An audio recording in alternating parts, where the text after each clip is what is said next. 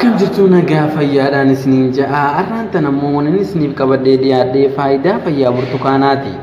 Burtukaana nyaachuun maaliif akka nu fayyadu keessaa waa xiqqoo qabadheetiin isiniif dhiyaadhee na hordofaan isiniin ja'a. Kalee keenya irratti uumamuu dhagaa yookaan dhagaan akka kalee keenya keessatti hin uumamne ni ittisa. Hanqina dhiiga diimaa qaama keenya keessaa akka dabalu ni taasisa.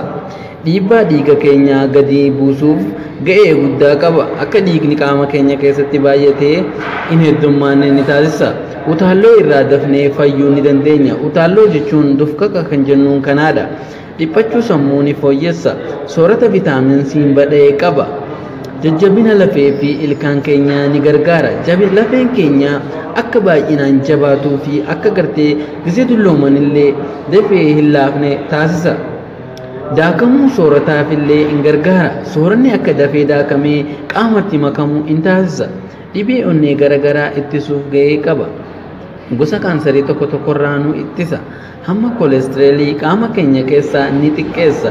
Maddaa garaagaraa qaama keenya keessatti uumaman kan garaa keessatti uumaman akka madoofne taasisa. Kan ammaan tana gaastirik maal jedhamee yaamu kana yoo kan burtukaanii baay'ifne nyaannu taate hin uumamu jechuudha. Hanga sukkaraa dhiiga keenya keessaa ni to'ata.